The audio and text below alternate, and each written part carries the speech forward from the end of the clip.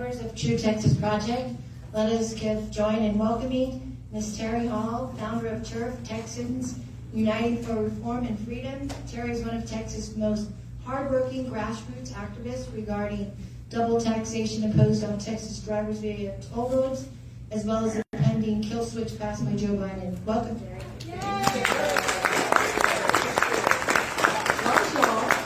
Good evening. For those who don't know me, I am just a grassroots activist like y'all, and they tried to come in and toll our existing highways. That means like the roads you already drive on. They wanted to slap a toll just to make money off drivers. About 20 years ago now. We've been around 20 years. That's what's so sad, right? Fran and Julie, we never graduate from this once we get started. At least with a college degree, you get done at some point. But not with political advocacy, right? And I do happen to be a homeschool mom of 10 kids. Now I have 4 of them married off. No grandbabies, though. I'm very distressed about that, but that's coming.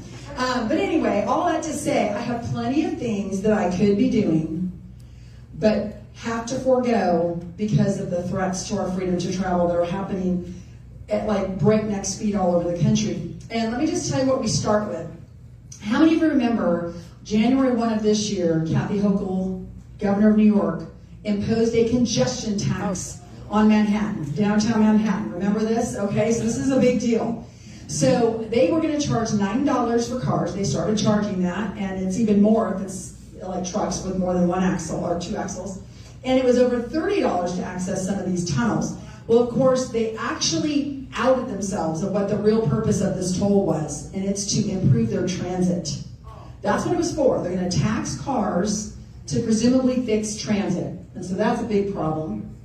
But what we saw is this. Look at it. So here's downtown Manhattan, all the toll costs. In the red is if you don't have one of their toll tags. But in the purple, it's what you pay if you let the government have access to your payment cards, usually your bank account, which I would never do, just saying. But you can see how expensive some of them are. Some of them are $30 just to get across the toll tunnels, then $9 on top of that. Well, what we saw happen was a left-right coalition come together, mostly left, because New York City, let's face it, is mostly blue. It's not really red. And so here's what some of the newspapers were talking about in some of the news reports. Some drivers have begun concealing their plates to avoid paying the toll. Sound familiar? My friends on the far left don't care about the outer boroughs, says this one moderate. They're creating less congestion in Manhattan with the tolls, but more congestion everywhere else. We've been saying this in Texas for years, and we found it in buried in some of their documents that actually show that is a fact. It's called toll diversion, and there is a certain level of traffic that diverts from the toll road and starts going on your neighborhood streets. And so you don't want high-speed travel on your neighborhood streets, right? And then people are going to do whatever they can to avoid the toll. These were the comments that were coming in on the news reports. Well, of course, we have a new ally in the anti-toll effort, President Trump, because he opposed the tolls and the congestion zone, because guess what's in the middle of the congestion zone? Trump Tower. So he was opposed to it. And then we saw right at the beginning of the year when the new Congress came in, a flurry of bills, both from Democrats and Republicans, trying to repeal the congestion tax because it's allowed in federal law under certain exceptions. If the DOT gives you an exception, they have the ability to impose a toll, just any zone they decide. It could be downtown Fort Worth, it becomes a congestion toll zone, and they can do this to us, usually in the name of a climate emergency, but they're going to find a way. And there were multiple lawsuits to stop it. And what I found interesting about those lawsuits, once again, you probably need to face me more, is, oh, did I skip one? I think I skipped one. There we go. So they nixed it. Now, thankfully, President Trump came in right away and got rid of that. But it says he signed the death warrant of New York's congestion pricing scheme. It was deeply unpopular. Most of the lawsuits were done by teachers' unions and labor unions. So what does that tell you, right? But this is what got Kathy Hochul all in a dither, was what he put up on Truth Social. Congestion pricing is dead. Manhattan and all of New York is saved. Long live the king. So, you know, when Trump calls himself the king, that just plays into their narrative that he's a dictator. So it didn't go so well for Kathy Hochul after that. But the bottom line is congestion pricing runs counter to the Federal Highway Aid Program. This is what their words were, which prohibits tolling on roads built with federal funds unless Congress grants the exception, which they no longer have. So that's why they could get away with not doing this anymore.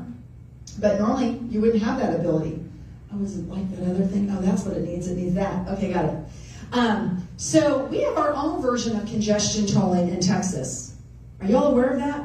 Now, they might not have picked a little zone to say, well, from now on, you're going to have to pay a toll to get into that zone. But what we have on our highways, especially in DFW, is something called managed lanes, right? Where they have these express lanes in the middle of your freeway, and the price changes in real time based on the level of congestion on the free lanes, and really the congestion in the toll lanes too. If the speed drops below 50 miles per hour in those toll lanes, there's no cap on how high those toll rates are allowed to go to keep the speed at 50 miles per hour. So that is even worse than the $9 that people were paying and the dust up they had in New York. Can you imagine? I had people all over my X feed saying, $9, that's nothing compared to going from Fort Worth into Dallas every day. It's $29 one way to go on some of these privatized toll roads that were unleashed on us during the Rick Perry years. And we have our own version of this. So now this is over near Briscoe Canyon, Mays Middleton's district in Brazoria County and Galveston area. But they decided on one of these privatized toll roads, State Highway 288, that when you look at the big long addenda at the end of these contracts, the 1,200-page contracts that nobody reads but me and probably the AG's office, where it literally lets them buy back the toll road. This is what's ridiculous about these contracts. We, the taxpayers, have an opportunity to buy it back because these are 50-year contracts. And apparently the best deal was last year. So they did it in November of last year. They bought it back with $1.7 billion in public money to get it back in the control of Texans. Well, of course, this didn't sit so well because we immediately, along with Briscoe Canyon and Mays Middleton, said, I'm sorry, why are you still charging tolls on a road that we just paid for? Right? How does that make sense? Well, then we had 10 of our incoming freshmen sign a letter to the Transportation Commission and to Abbott saying, hey, we deserve to know, when is the end date on the tolls for this thing? Because you all paid for it. Well, we, after that, found out that they bought it with debt, so they issued new debt for it. So they really can't take the toll off yet. They could use cash, but at the end of the day, they owe some debt on it. But they still will not commit to taking the toll off the road, even when the debt is paid for. Well, we have a bill for that, and that's what your sheet is there on your chair. If you don't have one, I'm sure that Debbie can help us get you one. But we call it the Toll Cessation Bill for short. It's House Bill 2948 is by David Lowe.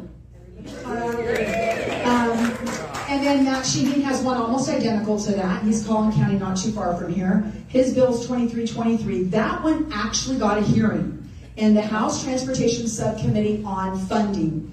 We need you to make calls to help Shaheen's bill come out of that committee. Because guess who chairs the subcommittees? Democrats. It's the Democrat Terri Hall from Edinburgh area. So we need help to get that out. And we would love to have your state reps help on getting, co-authoring and supporting our bill overall. All right, there we go. Okay, so what I thought was funny was I worked with this reporter of the Dallas Morning News. I know all of us are going, ew, but she was great. She was digging into the financials of these private toll contracts, which is what we do need, the media, to expose this. Well, in one of the articles she did, she ended up doing, it was supposed to be one story, turned into a 6-part series, and she's still writing about it. So this is all very good for the issue. Well, one of the things I thought was interesting is we suddenly have this great new ally, supposedly, Democrat Ramon Romero, who said, we were sold a bill of goods by Rick Perry. And he was coming after all this, and I thought, oh, okay, so let's see if he's willing to sign on to our bills, because I asked him last session if he would. Nothing. I asked him this session. Still hasn't signed on to our bills. But for the cameras, because this is when she had a camera in the car with him, it's all for the show, saying that we're against the toll roads. But it really is $48 a day if you have to take 820 during peak hours to get from Fort Worth all the way into Dallas. That is unsustainable. There is hardly anybody on the planet that can afford that. And if you can't afford it, why would you want to spend your money on that? It's ridiculous. So we have congestion pricing like that on the Katy in Houston, on Mopac in Austin. Of course, you all know from 635, 820, I-35, all over in DFW. It's everywhere.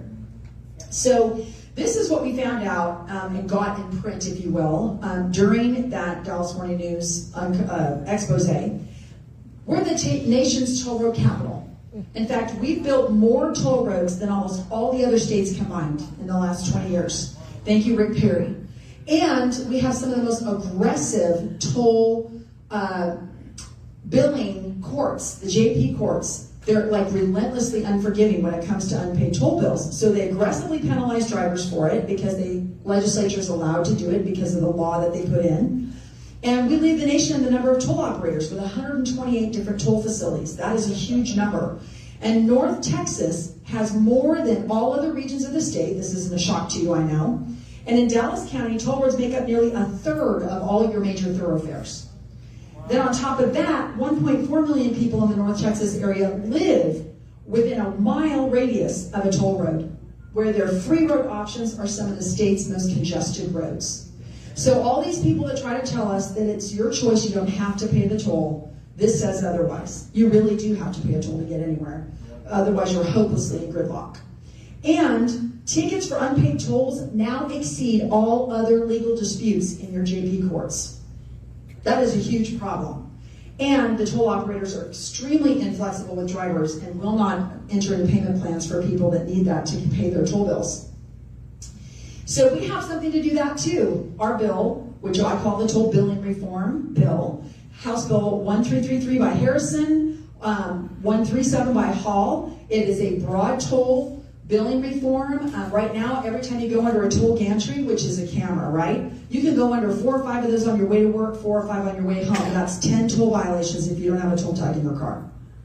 Even if you're not a criminal, they call it a violation if you don't have their toll tag. Texas is one of only a few states where you are a criminal for an unpaid toll. That's got to change. That is ridiculous. If you don't pay your mortgage, they don't haul you up to jail. Then you might lose your house to foreclosure. If you don't make your car payment, you would get it repossessed, but you don't go to jail. In Texas, you don't pay your toll bill, you can go to jail. And the way they do it is that criminal penalty is the club they hold over your head, because they can block your vehicle registration and impound your car. Now, how likely are you to pay the toll debt you owe if you have your car taken away, you can't legally drive it, and get to work to pay the bill?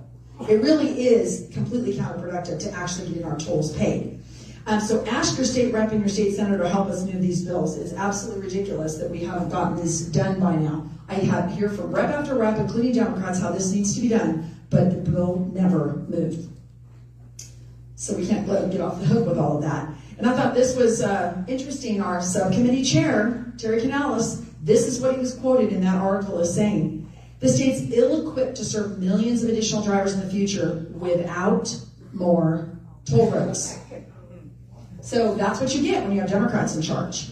So what we're seeing now, beyond just the toll issue, I'm going to go into kind of another area of freedom to travel issues now, and that is what I call a road diet. And those of you in Fort Worth, especially if you traverse downtown, you know what a road diet is. It's where they take away your auto lanes and give them to bikes and buses and pedestrians, and they get their special little buffered lanes and their special little painted pavement and all of those things.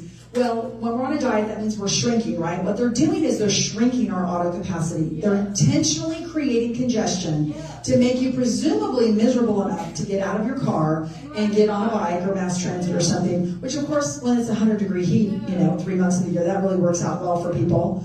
And there's also a radical environmental agenda behind the anti-car policies, which doesn't shock anyone in this room. And we actually are seeing diversity, equity, inclusion being mandated to go into transportation funding decision-making. This happened under Pete Buttigieg and under Biden, happened under Obama, doesn't shock us, happened under Clinton, happened a little bit under Bush, both Bushes. Well, hopefully we're going to have that change now that we have Duffy as our new transportation secretary, but I can't even begin to tell you the mountain of rules. Anyone that knows about how when an executive agency is asked to adopt administrative rules, it becomes an administrative code. It's basically making law. Now, maybe with the Chevron decision, that's going to change how much effect that can take, especially if it goes against what Congress has passed. But at the end of the day, this is how they're doing it. And they were mandating diversity, equity, inclusion in it. And if you go to our website, texasturf.org, it's on your worksheet there, under the Grassroots Action Center tab on our website, and you go to Session Resources, I have listed every single good and bad bill in transportation, hundreds of them. And you can see in there, under the ones that are anti-car, just how leftist these bills are that are filed today in the Texas legislature. And those are the bills that are moving. Those are the bills that are getting a hearing. So it is a big threat to our freedom to travel. We actually have a bill, and it might surprise you who the author is in the House. Representative Capriglione is carrying the road diet bill for us to ban them. And that's House Bill 4348. But you want to know who's actually behind the bill? Not just myself. But when I had put out an email, his staffer's on my email list apparently. She calls me up, his chief of staff, who lives where? In Austin. And she cannot stand what the city of Austin is doing to their roads down there. And she says, we want to sign on to your bill. And I'm like, really? Okay, well, how about you author the bill and carry it for us? I'm in. So it's really his staffer who's behind the bill. But that's okay, he gets the credit, whatever. And then, of course, Bob Hall is going to carry it for us, and he has in the Senate. So we want help in getting that bill through as well. And we're going to talk about what some of that actually looks like. How many of you have heard that term net zero? If you're on any of the AG's press releases or following anything that Ken Paxton's doing, he got us out of some of these net zero banking agreements and such that were giving us problems. Well, they're doing it for roads too. What net zero means is net zero carbon, right? Does anyone honestly believe that an electric vehicle has no carbon footprint? What does it take to get lithium and all those rare earth minerals out of the ground? You think that's carbon free? You think it's carbon neutral? Well, of course it's not. But that's what's happening here. Tom Dewey's a good friend on the national level with the American Policy Center said it great. It's getting crazy out there. More of the policy proposals put out by the green activists reveal their movement is more about forcing radical changes to our lifestyles and not about climate science or the environment at all. It's like a religion. And the infidels must conform to their rites and rituals, and all heretics will be silenced. Did we not see that under the Biden administration? That's exactly what's going on, right? Well, here's another term for you may not be as familiar with. Heard of Vision Zero? Vision Zero is the climate cult applied to roads. It is zero traffic fatalities is what the utopians all believe they can achieve. Well, of course, the only way to achieve zero traffic fatalities is zero cars. That's the only way to do it. And that's literally, if you look at what their policies are and what they promote, go look up Vision Zero Texas, look up Vision Zero on the national level, and you will see exactly what they're about. It's take away your cars. Just like the WEF, take away your cars, own nothing and be happy, right? So that's what they want, and it's coming in. It's nanny state big government policies coming in through our big city mayors all over Texas. It was started by Swedish activists that were trying to put this socio-political ethic into transportation decision-making, which is happening. The UN adopted it under their Sustainable Development Agenda more than 20 years ago, and it's still happening. They used to call it Agenda 21. Remember that? Then it was Agenda 2030. What is it now? Agenda 2045. It doesn't matter. They all want it. They're going to keep pushing the dates out, but they're going to get what they want if they're allowed to.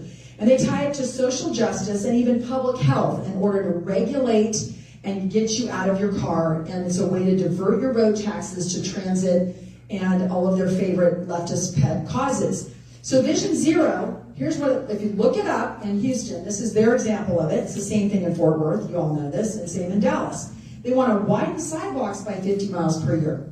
Not your roads. They want to widen your sidewalks. They want to increase your bike lanes by 25 miles a year.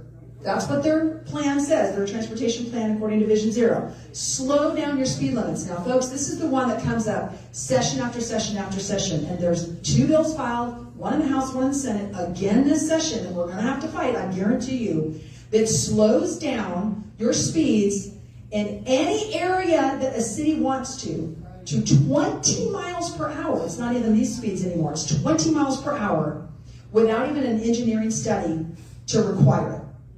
So literally it can just be randomly implemented for 0 reasons. There's not fatality reasons. They don't have to study the traffic intersection or anything else. It's just that's what this bill wants to do. And it's to slow you down. It's like turning our cities into school zones. I mean, you can't even get these modern cars to go that slow. You have to ride your bikes just to go 20 miles an hour. And narrowing your streets, hence the road diet. That's what they want.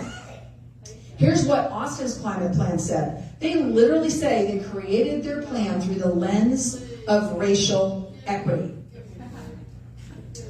So here's what theirs includes under their CAP strategy number 4. This is just something I pulled out because there's tons of it. Support locally initiated community community events that are car-free and implement their Slow Streets program. Its bicycle policy advocates something called traffic calming. Get used to these terms because it's all through your Fort Worth transportation plan as well. That is code for putting up barriers to driving. That's what traffic calming is. It's putting in jutting islands in the middle of nowhere, taking you from 3 lanes down to 2, back out to 3. They might just put in a little island for a tree somewhere to block your road lanes. They call it curb islands, all these other types of things. But traffic calming, according to the Federal Highway Administration, is actually defined as reducing vehicle speeds. That's really what they want to do. So the speed limit bills may sound innocuous, but they're very real and part of a road diet plan by the left. Now, how many of you have heard about 15-minute cities? Okay, very good. I figured you would in this crowd. That's good. Well, it's government-forced isolation in your cities, right? It was modeled after Paris. They figured out during COVID, oh, hey, we can lock people down and keep them out and all this great stuff. Well, guess what? They actually have a congestion tax implemented in Europe, in Cambridge, England, with a sustainable travel zone. Well, wow, that sounds an awful lot like what Kathy Hochul was trying to do in New York City, was it not? Exactly the same thing. It was £5 for cars, 20 for vans, 50 for trucks, all between 7A and 7P. Isn't that when 90% of people actually have to use the road? Of course, that's the point. And the special interests wanted it to create an efficient bus service. So here we go. It keeps taxing the cars to benefit the transit users. It is redistribution of wealth. It is socialism applied to roads. The purpose, they said, was to encourage people to switch from their cars to frequent, reliable public transport. They know it's not reliable. They're trying to use all this money to figure out how to make it reliable. Well, it's just not gonna be. So honestly, it's taxing auto users to pay for transit, and it's not just anti-car, can we all agree? It's just anti-human. Because you're taking away our efficiency and making us less efficient to benefit who they consider are the underrepresented or, the down and out. But notice in this 15-minute city graphic, it shows a 5-minute walk, 15-minute walk, 5-minute bike ride, or 15-minute bike ride. Do you notice it's not even 15 minutes in your car? They want everything to be within 15 minutes of your feet and where your feet can take you. That's what should be frightening. So it really is about total control. If the fundamental right of freedom to movement is being taken away with this concept, one of these cities that they're trying to push it on is Houston. That was one that was actually listed. And really, residents aren't allowed to leave their 15-minute city by car more than the government allotted times per year in the places where it's been implemented in Europe. Of course, they want to track and control your every movement. They can do it through your smartphone, your facial recognition technology, and some technology we're going to talk about in a minute with the kill switch. And Oxford declared a climate emergency, hoping that their 15-minute cities would help achieve their climate goals of net zero carbon Oxford. How do you get net zero? Well, they want you having no cars. That's their vision. And of course, the climate lockdown is just another way to push complete and total government control of everything. That's just their excuse. And y'all remember the WEF, they want to erase car ownership altogether. And notice how this guy was actually saying, they don't even want you to have cell phones or EVs. EVs was just a transitional step to no cars. Because of course EVs, it takes electricity, which the government controls. So they can ration your use of it and eventually ration it on the way, right? And perhaps the best of all, they imagine wider, less congested streets with more room for pedestrians and bicycles. Do you see the thread here and the trend of what they're really about? It's no cars. So another thing we saw happen, now this was a year into the Biden administration. He took office 2021. This is 2022. We see 2 rules come down from 2 different executive agencies, and this one was by the SEC. So we're like, Securities Exchange Commission, what does that have to do with climate? Well, we all figured out ESG, right? A lot of this stuff, they're trying to tie financial decision-making and consumer things to ESG and climate policy. Well, they wanted to have every single thing with an on-off switch or a motor have to have a carbon rating put on every device that you buy. And that, of course, in our view, is to lay the groundwork for a social scoring system to basically control people's activities, then they would know what your carbon output is, right? Something like this, where you have the social scoring system like you see in China, communist China, we're all familiar with that, right? Well, that's their social credit score. That means the more cooperative you are with the government and their initiatives, the higher your score is and the more freedom you get. The more uncooperative you are, the lower your score and the less freedom you're allowed. So do you think they're going to let you out of your 15-minute city if you're a True Texas Project member? No. Probably not. Exactly. But it very quickly changes from banking and financial and your credit rating into a completely comprehensive government surveillance system of everything we do. And that's what's frightening. Now, I love to show this one because this is Terri Hall behind the wheel of the car most times, especially when I have to come to the Metroplex. Because I live in the country, and so when I hit any stoplights or any brake lights, it upsets me greatly. But this is what happens, right? They can see from your onboard camera systems if you have the temperament to be driving today or not, right? That will become part of your social score. Well, the second thing that happened was to finish up that SEC and them using the measurement of your carbon, what it was supposed to be used for. Well, this was to create an individual carbon profile and have that become part of your FICO credit score. And over the long term, they expect your ESG and climate risk evaluations to become an integral part of your credit risk.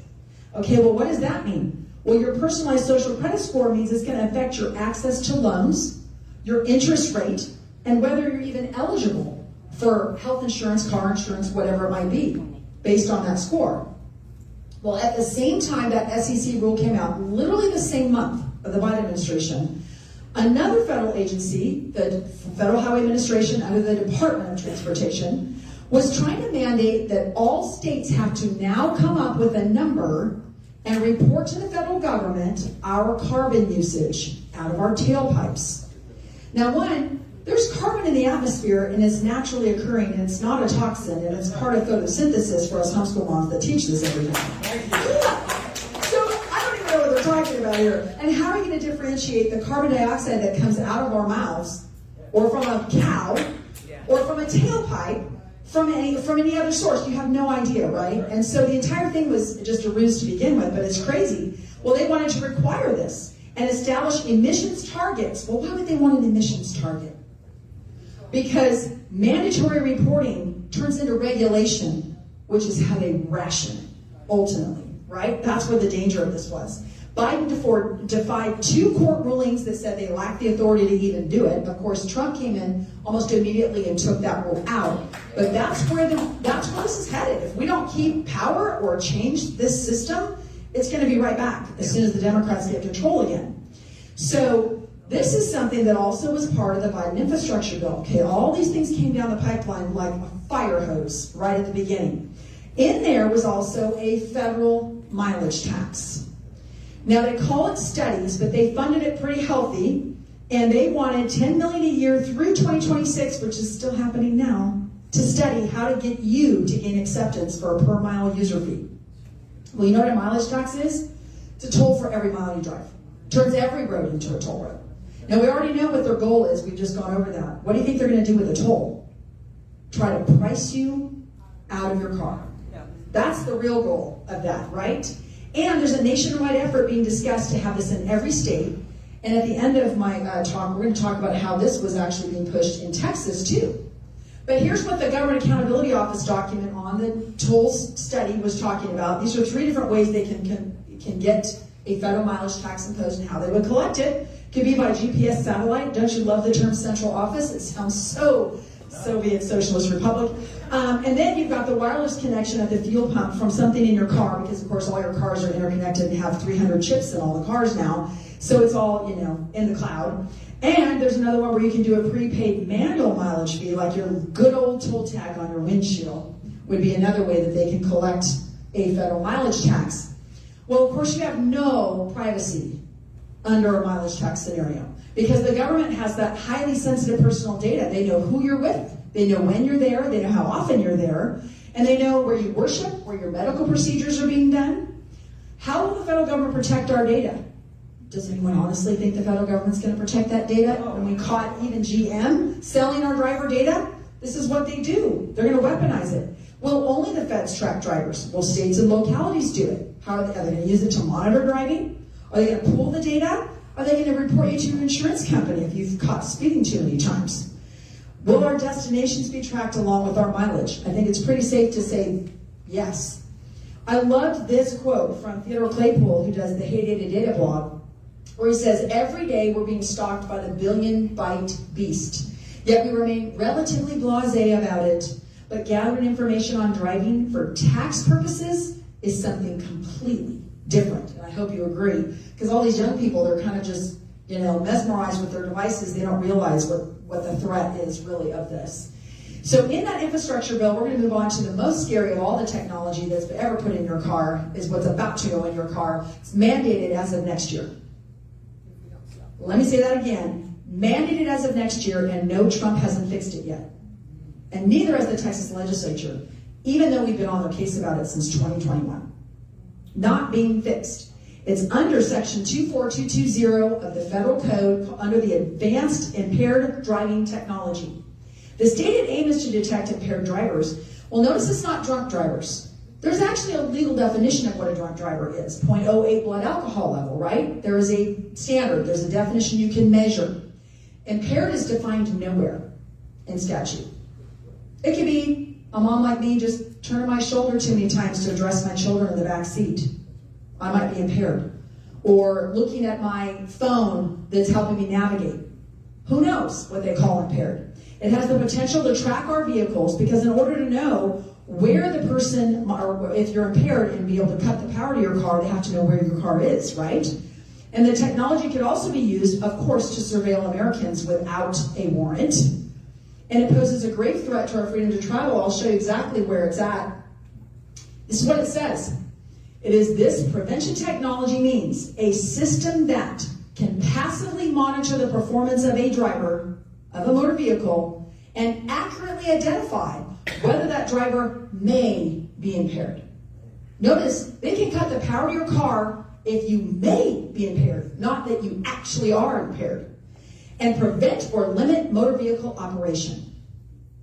That's what we mean when we say remote kill switch, because that's exactly what it involves. And of course, this part where it talks about detecting whether your blood alcohol concentration is, well, guess how they're going to do that? How can they do that while you're driving? Because the draft rule that came out by the Department of Transportation is actually under NHTSA, which is the National Highway Safety Transportation Administration. We call it NHTSA for short. Did the draft rule at the end of 2023, and it tells us exactly what the kill switch involves. Lane monitoring. For instance, if you're swerving too many times, well, for me, I'm swerving from deer all day long. Eye monitoring to determine if you're too tired or might be impaired in some way. Monitoring the air inside your vehicle. I am not kidding. You can look it up on the draft rule. Literally in real time. Is that not a usurpation of our Fourth Amendment right to not be surveilled without a warrant? This is outrageous. No due process whatsoever. And yet you're found guilty by the technology. They become your judge, jury, and executioner. Well, how do you get your car out from being in a kill switch lock? Do they notify law enforcement? Do they tell your insurance company you've had this many kill switch events in a month? Who knows what it means? So we got nowhere last session in 2023. So my colleague and I, Rachel, I showed her the ropes of going up to DC. So we went up and said, all right, we're going to get this done at the federal level then. So you all know Thomas Massey because he's come to your group before. And so he's on the Transportation Committee. And I knew, being the brilliant man that he is with 29 different patents and Mr. MIT grad, he would get this right away because he's also very libertarian-minded, if you will, as far as it comes to getting the government out of our lives. Well, we had 15 minutes with him when he got out of Rules Committee to discuss this with him. And it took less than 2 minutes in, he's like, I'll do it. So we carried our amendment that was going on to a THUD bill, which is the Transportation Housing and Urban Development Bill. It was an appropriations bill that was going through the process in Congress at the time, and we were going to try and defund them finalizing the kill switch. Okay? So we delivered a coalition letter. How many of you know Joanne Fleming, Grassroots America, We the People? Okay. So we had a coalition letter that we delivered to every Republican office on the House Transportation Committee and every Republican senator who's on the Transportation Committee, which is basically close to 100 offices that we hit in a matter of a few days. And we didn't just drop them off. I'm saying we met with every single office. 90% of these Republicans that sit on the committee had no idea that the kill switch even existed or that it was supposed to be in every car by 2026. Had no idea.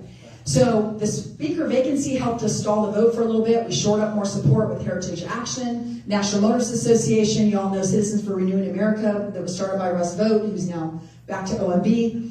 The amendment failed by 28 votes.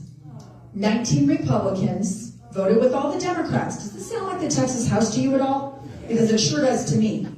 And that's what happened. We won on the voice vote until Democrat Mike Quigley, at the behest of Mothers Against Drunk Driving, which was the only national group that was opposed to this, because it's really not about drunk driving. We're going to see that in a video in just a moment. But here's the 19 Republicans that voted with Democrats. The only Texan that didn't vote with us was Michael McCall. So let me show you. Within 24 hours of the vote on the floor, not even that, 12 hours, the kill switch became national news. We went from literally the committee members didn't even know it was in there to now on every major program, and even leftists were talking about it. So here, let's look at the video. We briefly touched on this next story last night, but it was so enraging that I thought it deserved a longer conversation. It's so incredible that I have to offer this amendment. It almost sounds like the domain of science fiction, that the federal government would put a kill switch in vehicles that would be the judge, the jury, and the executioner on such a fundamental right as the right to travel freely.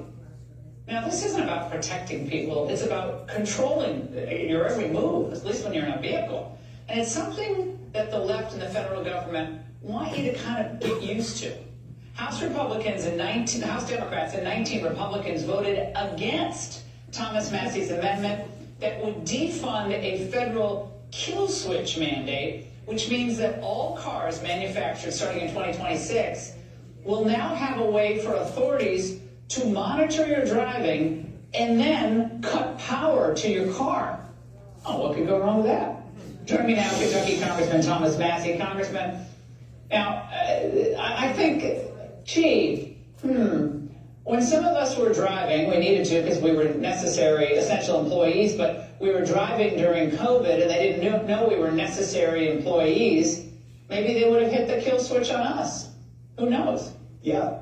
You know, people said I'm a conspiracy theorist for saying this is in the legislation, but I actually had to read the Democrats, the bill that they passed 2 years ago. They passed this in 2021 as part of a 1,039-page bill to require that your car can monitor your driving performance, and if it thinks you're not driving well, it can disable your vehicle. Imagine you're a mom with kids in the car, and you swerved for a deer, and then you pulled over for an emergency vehicle to go by, and you've only got one swerve left. I mean, how terrible, before it shuts you down and takes you to the side of the road. My question is, how do you appeal your conviction when you're sitting at the side of the road with a car that won't run, who knows where, stranded? Here's your colleague from Michigan, of course, auto industry capital of the world, Representative Debbie Dingell. She reacted to your amendment. We need to stop drunk driving by making impairment prevention technology standard in new vehicles. It does not mandate kill switches or allow data collection that invades vehicle occupants' privacy. I protect data privacy in vehicles probably more than the sponsor of this does. It's ridiculous, and it doesn't monitor how you drive. Congressman, please respond to those mellifluous tones. Well, she needs to read the bill that she voted for. That's the problem. It does. And after she said that, I did read her the bill. Here's the other thing. This isn't a breathalyzer. 31 states already have ignition interlock devices where if you've been convicted of a DUI, you have to blow through that in order to start your car. That's not what this is. Now, this bill also has the ability, it says that car manufacturers need to somehow passively monitor the air in the car to see if you've been drinking. The problem with that is, what if you're the designated driver and you're trying to get somebody home who's had too much to drink? There's so many ways this could go wrong. It's basically a backseat driver, a nanny, And to her point about privacy, I'm worried about that as well. How do you know if somebody's driving well on the road they're on unless you know which road they're on? So you need to know their location. Who has access to this information? Is there going to be a camera that's watching your face as you drive to make sure you're looking at the road? Who gets that data, and do Where they is the use it? data? Yeah, it's unclear to me where the data is stored. I mean, they're claiming it's not, but there was a surprising vote for your amendment. Maybe not that surprising if she's a real liberal. Alexandria Ocasio-Cortez, so she's with you. Finally, we got some bipartisan agreement, even if the amendment failed. I talked to her about it. She had civil liberties concerns, genuine civil liberties concerns. She knows this is a violation of the Fourth Amendment. But think about this. There's 19 Republicans who are to the authoritarian left of AOC now. So that's my question is not why did I get a few Democrats to vote for it, but why were there Republicans who want to keep this mandate in cars? For any of this regulation. We have enough. We're getting killed by regulations in this country. Congressman, thank you for alerting us to this. We really appreciate it. So, none of that would have happened without our trip to DC. Literally, none of it would have happened. So, we are trying to repeal the kill switch. We have a unique opportunity as Texans right now. Because guess who the ranking member is of the Senate Commerce, Science, and Transportation Committee is? Senator Cruz, which means he chairs the committee. And he still has not filed our bill to repeal the kill switch. So I keep saying to his staff, who am I supposed to go ask? John Cornyn? And why would I ask a senator from another state when they'd be like, go ask Ted. He chairs the committee. So we need your help in pressuring our senator. That's his number. The guy that will be on the other end of the phone is Ryan Cannon, who's in charge of the transportation stuff for the senator. And Scott Perry from Pennsylvania filed it for us in the House. I have a bill number for that, but we don't have one from our own Texan. This is a problem. He keeps telling me he's for it. His preference is to not get in a fight with MAD, Mothers Against Drunk Driving. He'd rather do it as part of the next reauthorization bill, which means our next transportation bill. Well, that happens next fall. This is supposed to be in your cars by then. So we can't wait for that. If that's his method of doing it, then we need assurances from Duffy that he won't finalize the rule before then, which makes it go into the cars. So we have some work to do in DC with our own guy. Thankfully, we have several bills to take care of this in the Texas legislature. Now, we don't manufacture most cars, so it really does need to be handled on the federal level. But in the meantime, we shouldn't let these guys leave Austin until we're protected from this. Amen? So we need this bill to move. It's stuck in state affairs. On the Senate side, it's stuck in the Senate transportation, which guess who chairs that committee? Robert Nichols, you know, the one that gutted our taxpayer-funded lobbying bill? Him. So he hasn't heard it either. So the Senate bill's by Middleton, SB 381, that's in Senate Transportation. Briscoe Kane's bill is House Bill 2547, stuck in state affairs in the House. The number you can call to talk to any of them is right there, 512-463-4630. Okay. Now, y'all know that we've also got to face this ban on gas-powered cars. 12 states have already passed this. Now we're starting to see big pushback on it because Trump has pushed back on it. He did it all through the campaign trail. He wants to end the EV mandate. He already did that. I only bring it up here because we know what's going to happen if the Democrats get control of this, and only so much can be done with the executive pen. This is why Trump can't fix the kill switch. It's in law. Only Congress can fix this. And we all know how successful they've been with fixing anything right now. And they've got to deliver on this stuff. And so, you know, Buttigieg tried to say somehow, he never explained how EVs are supposed to beat all this climate problems and everything else, when we only produce 10% of the total global greenhouse gas emissions to start with. But we also have a right to drive bill by Nate Schatzline, House Bill 1074, and this would protect your ability to own and drive a gas-powered car. It also has something in there to protect your ability to drive with human decision-making and not be forced into an autonomous vehicle setting. Anyone that's been to Austin, I'm sure Fran has seen these. This little company called Waymo has all these cameras all over the top of these cars. It looks like a little Google whatever car. Well, now you look in there It is an autonomous vehicle taxi. You get in there and there is no driver. It is frightening, beyond frightening. And there's a couple of bills to try and address these cars being out there on the road, but it is a mess, folks, with what this digital AI world is trying to bring to us. Another thing, remember when Buttigieg said roads are racist? So outrageous and crazy, right? Well, what they mean is his Reconnecting Communities plan, $1 billion project, which, by the way, it's happening in Houston right now, happening in parts of San Antonio right now, where they are studying to actually do this. You can't make this stuff up. They are literally trying to put green spaces on top of our freeways. They call it a freeway lid or a freeway cap. I've actually got the architectural drawings for it. It's insane. As a mom of 10 kids, the last place I'm going to take my kid to go play is on top of a freeway. It is insane. I don't know why you're going to put a park somewhere where it's not safe for people to play around and have recreation. Well, the other thing is they want to partially remove and even rip up highways because they want to reconnect communities. They say that the evil highways separated way back when, and so we're going to try and bring communities back together by taking away all their highways. I would argue that you take away the highways, you take away the ability to get to better jobs and to get goods in and out of those communities. It makes no sense.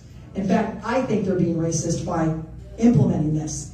But all these policies have to be intentionally removed by Duffy. They're all in there. All the tentacles of this stuff about roads are racist and everything else has got to be overturned. So I'm trying to get my meeting with Duffy, if you hadn't noticed.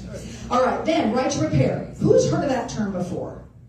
A couple. Very good. It's up tomorrow. Fran knows because the bill's up tomorrow. Yay! Okay, so this has to do with the ability for you to hire an independent mechanic to fix your car. You might think, what is she talking about? Okay, it started with John Deere and the tractors years ago, and they sued John Deere because they put software locks on the farmers' tractors, and as if any of you know farming, they have to fix their own tractors or get someone in town to come out to wherever their disabled tractor is and fix it. They can't go put it on some flatbed and haul it 100 miles to go to a John Deere approved dealer to get their tractors fixed. It's insane. Well, now the auto dealers have figured out, oh, they're onto something. Let's do that too. So that's what we're starting to see now, where automakers want to sell you a software-defined car. They don't want to sell you hardware that you own and operate and can use. And as long as it doesn't wear out, you can just keep using it. If you get the replacement parts, you just keep driving your car. Well, now they want planned obsolescence of the vehicles and our parts. And they can have the government or a third party stop you from using it with things like kill switches.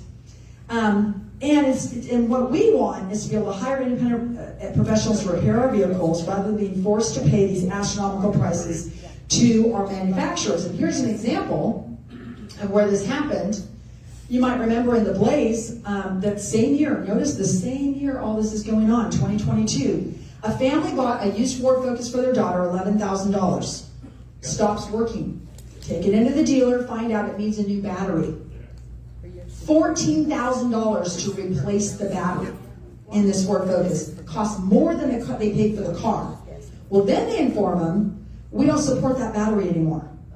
So you just spent $11,000 on a used EV that you can no longer use. Can you use a car without a battery? No, you cannot. My assistant director, Rachel, she just tried to get a battery replacement in her Volkswagen Jetta. They're now telling her she has to buy it from them. You can only use a Volkswagen battery to replace in that vehicle, and the cost was $500. That's where we're headed with all of this software-defined car. They want recurring revenue streams. They don't want you to own anything. So that's why our right to repair bills are so important. It's up tomorrow in the House, in the Trade, Workforce, and Economic Development Committee. You can do online comments in favor of the bill, okay? And here's what Grace Inge of Texas Public Policy Foundation said. The Texas legislature has a unique opportunity right now to craft policy that reflects the needs of Texans, whether it's farmers struggling with these software restrictions, small business owners fighting for fair competition, or everyday consumers burdened by costly repairs.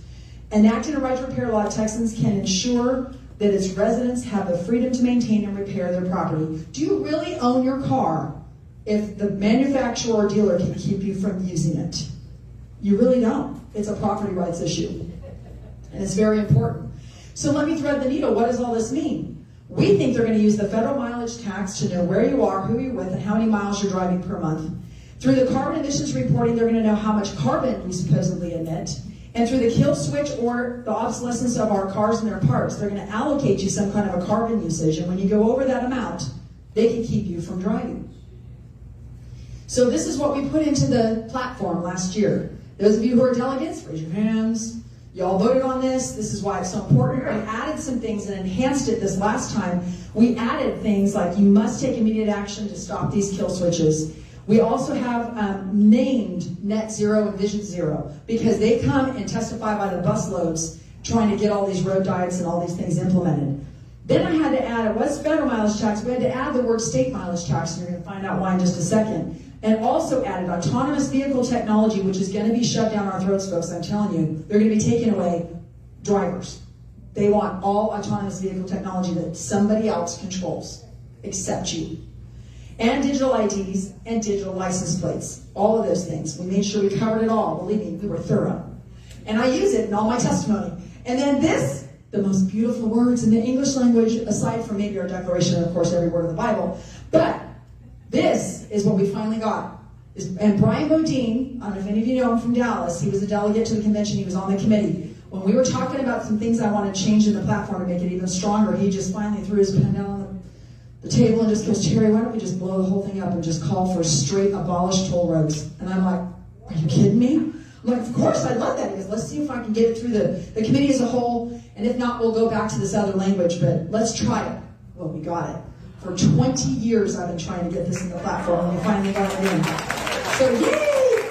So that's helping us with a whole bunch of things, at least trying to get moving on it. And we also got a legislative priority this time around, which is also unheard of, because transportation is the redheaded stepchild. Nobody seems to care about it until you try and drive on some of these situations and you realize how they're mucking up your life. Well, the first three in that first paragraph is ours. Getting rid of mandatory kill switches, getting rid of the road diets, and helping us get right to repair. So those are our three priorities on the legislative priority number 8 list on ending federal overreach. Oops, I'm doing the wrong thing. So these are our priorities for the session. We want to protect our right to drive, our right to repair, stopping the kill switches and road diets. We want to remove the toll once the road is paid for, and broaden our toll collection and billing reform to make sure they can put caps on the fines and fees, decriminalize an unpaid toll bill, among other things, to streamline the billing process. But before I finish, I want you to know about this mileage tax that happened last session. Now, thankfully, that bill was not filed this session. But if it's one thing I've learned by being around for 20 years doing this, it will come back. They're just waiting. They're waiting till they think they have the opportunity or the votes or new people in or some, new chair that they think they can manipulate. This is what it said they wanted to do. They called it a study, but it doesn't sound like a study because it says to permanently assess a vehicle mileage fee. Does that sound like a study to you? Sounds like their plan to how we're going to implement it, okay? And here's what it was. Recommendations for legislation of how to do it. This is the part that just stands your hair on end, at least it did mine. They wanted to have the toll vary based on time of day. That means that $29 to go from Fort Worth to Dallas will be on every road. Every road will be premium to drive during peak hours. The time of day you're driving, the type of public highway you're on, your proximity to transit. Now, why would that be? Because how dare you drive solo in your car when you could be taking the bus? So if you live near a bus station and aren't taking it, you're going to be punished with a higher toll tax or a mileage tax. Also, the fuel efficiency of your car. So moms like me that have to drive around in 12-passenger vans, I have to pay a premium. And if you're participating in car sharing or not, because how dare you drive alone? You must be carpooling at all times because that's the politically correct way to drive. And here it is, straight up socialism. The income of the operator was going to determine the price you pay. This was authored by Terri Canales, who still chairs the subcommittee on funding, and it passed the House last session. It passed the House. Now, a bunch of people that voted for this got booted in those primaries. We used this as part of our report card and punished a whole bunch of them with this. But notice how it also says they wanted to evaluate the enforceability of it, and operators trying to evade, like we saw with the congestion tax in New York, and they want to know the impact of the vehicle mileage user fee on equity. There's your favorite word, folks. So mileage tax is a carbon tax. We know this. The government will be able to track and penalize drivers for driving too much, the wrong time of day, or whatever they deem environmentally unacceptable. And things like choosing to drive when you live close to transit. All of that is really what their goal was. So we have to watchdog this issue. We cannot go to sleep on transportation, even though it's the redheaded stepchild and nobody pays attention. So I need your help. If you have not signed up on our list, it's going around. Don't leave here tonight until you sign up on my sign-up sheet, okay? Do we have an agreement on that? I, too, have a text message alert system similar to what you do for True Texas Project. I don't sell it to anybody. I don't abuse it or misuse it. Literally go to where you're supposed to put in the phone number. Take out your phones right now. And put in the number 94253. That's all you have to put in for the phone number. Then where you put in your text message, put in No Toll Texas. All together, it doesn't have to be all caps, just no spaces or anything. Just type in No Toll Texas, press send, and then you can get my text message alerts. Because believe me, at this point in the session, things start happening really fast, faster than we can with our emails sometimes. So that's all I have for you, if that wasn't enough of a fire hose. So if we have any time for questions, I'm happy to take some. But if not, I will stick around. You got about 10 minutes for questions. 2 minutes, she said. 2 minutes for questions, right here in the front. 10. Oh, 10, thank you. We do have one. There we go. Yes, she's going to talk about the kill switch. Go ahead. You said the kill switch would be if we're not paying attention and go against it, should come in the fall of next year. The statute that passed is already law.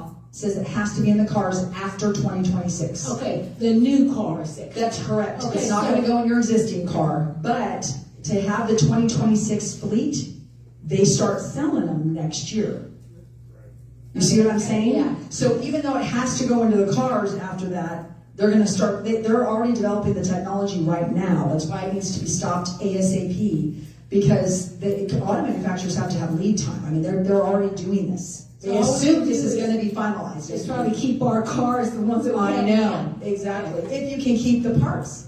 See, they're going to try and keep us from owning our old cars. They're going to try and force you into their system one way or the other. That's why right to repair is so important. And we need to get it voted out of committee tomorrow. Yes, ma'am, in the back. Yeah, how many people live in Fort Worth?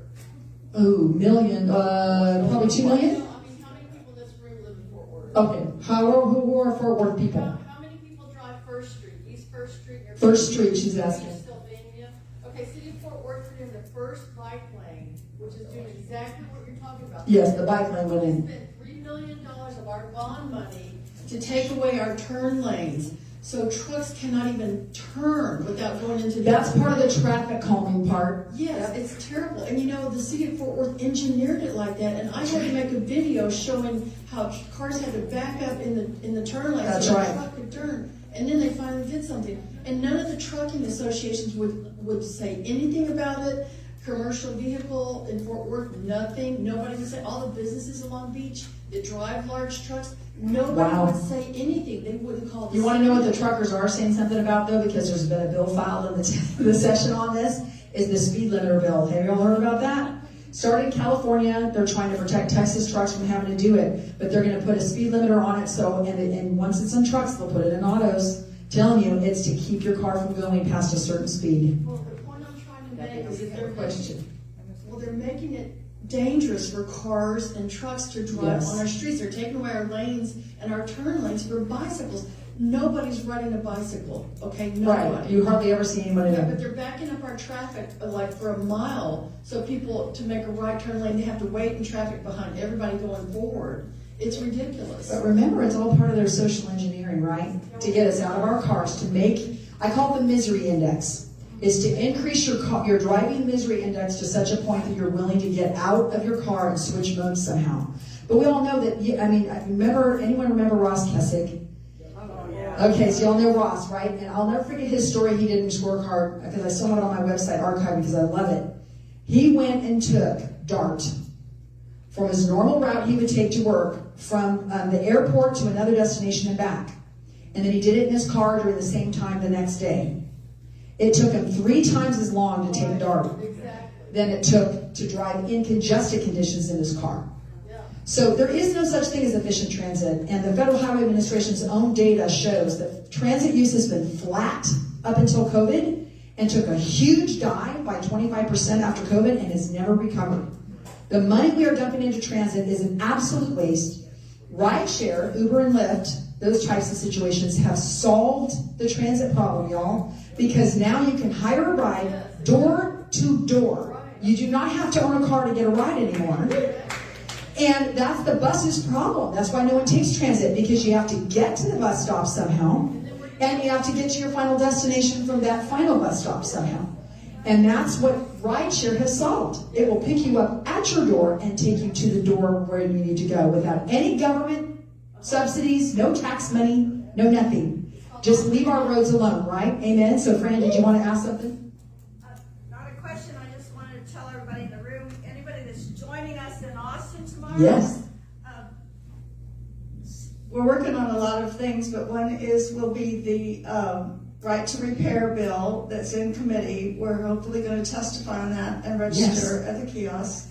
And then we're going to write postcards on 2 of those kill switch bills to try to get them to move out of. That's right. We need them moving. Thank you so much. She says it here, we do it there. I love it. Very much appreciate it. Very much appreciate that. All right, y'all. I will stick around, but I appreciate you all so much. I can't even tell you how much we appreciate your Texas Project. Before you put down your microphone. Yes, ma'am. What is your action item for us to do now? Okay. Tomorrow. So other than what Fran's doing tomorrow, okay, you all can get on the phone and call your rep and your senator and ask them to help get that kill switch bill moving. Okay? Really, it's the committee chairs that are going to make that call. So it's Senator Robert Nichols. Say we want the kill switch bill heard. And then in state affairs, it's Ken King. What's the bill number on the kill switch? It's 2947 on the House, and I believe it's 381 on the, it says on your worksheet, on the Senate side. And the switchboard is always the same, 512-463-4630. And that's a switchboard. You just tell them what office you want, or give them a zip code and they'll tell you who your rep is. I'm sure you all know who your reps are. But that's a big one. And then also asking Ted Cruz's office to file our kill switch bill in the Senate, U.S. Senate. One more question back here. Okay, yes? Okay, real quick. Wendy Davis, I don't know if she still is, but Wendy Davis law firm used to represent Yes, the public. NTTA. I don't know if they still do. Secondly, in Texas, if you get a ticket, they have to identify you as the driver. But in car, it's assumed that the owner of the vehicle That's right. committed the offense committed by the vehicle, which is all parking tickets for. Now, what the Tollway Commission does is if a vehicle incurs too many violations, they'll go ahead and they can get a probable cause arrest warrant for the owner of the vehicle. That doesn't mean that person committed those criminal offenses. Actually committed the, And what offense, happens is a lot of times people have things known as teenage children. Yes, that use the toll roads and run up the toll, And yep. don't tell I them. hear from the parents, believe me. Or if you, sorry, and do you know about the situation in Los Angeles with the firemen being killed recently? Probably not. Okay. Yeah. Little known thing, 2 separate incidents in Los Angeles. These electric vehicles, Okay? they blow up. Yes, and you can't let the fire out. They blow up. They're more dangerous than regular cars. Yes, they are. My kids call them roving fire bombs. Right, because they've had 2 separate incidents in Los Angeles, but they've had firefighters killed in the last year. Wow. Not including wildfires, these exploding vehicles. And Because those lithium batteries, the fire doesn't go out, they just let them burn, and it can burn for days. It's insane. But these are environmentally responsible cars, y'all. But what he was referring to is exactly the problem, and it's why we got rid of the red light camera ticketing program. Remember, that was Stickland's big claim to fame, and that's exactly why we got rid of it, because it's unconstitutional. Because the accuser can't even face the driver can't face their accuser in court, first of all. But then the other part of it is they're giving the ticket to the owner of the car, like he's saying, not the driver who might have committed the violation. So that's the other thing that's all messed up about this. So if you just happen to be the owner of the car, you have to take your time off work. You have to go prove your innocence. They're basically, you're guilty until you prove yourself innocent on these things. And you can have huge fines and fees tacked onto these things, because once you go under one of these toll gantries without an active toll tag, you are considered a toll violator. It is a toll violation every camera you go under without an active toll tag. You get 100 violations, you're a habitual toll violator, and they can issue a warrant for your arrest, they can block your vehicle registration, and impound your car. You know how easy that is to do if you go under 4 or 5 cameras on your way to work and 4 or 5 on your way home? That's less than 30 days with an inactive toll tag. The number one way people get caught up in that is their payment card expires.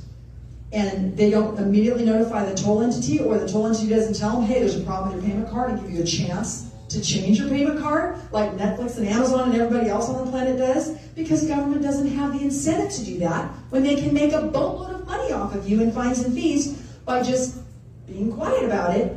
And that's how people get trapped in this endless cycle of unpayable toll debt. So it is a huge problem. We have bills to take care of it. We just need these reps to move these bills. And they are considered priority bills. The top 5 on my list right there were all approved by the Legislative Priorities Committees, considered a priority bill in ending overreach. So we need to hold their feet to the fire, right? And it's incumbent when somebody just sells them a car doesn't change registration. That's true too, The yes. person that buys the car, in theory, changes registration. There are drivers who get toll bills when they've already sold the vehicle, but if the title change or whatever doesn't get in the system right, you get punished for that, potentially legally liable for something that you don't even own. You have to go mess with that in the JP courts as well. So, you see the problem, so let's help get it done, all right? Thank you. So I'll give it to you. Appreciate it. We'll see y'all all next month on, I believe that's May the 12th. Second Monday. If you're interested in going down to the Raven right down the hall, if you haven't placed your order already, check with them, see how much time you've got, and they close at 9, I believe. You got 1 hour. Hey, Jack. Hey, Gary. Thanks for coming out. See you next month. You know what? Dynamo. And I've got one of those. I was looking for one of those. I finally found one. Okay. Well, I couldn't find it at Walmart. I ended up CVS. Yeah, they had. So, somewhat, but I still think maybe it's real good. If I try to, it will pop out. So, well, I need to be wearing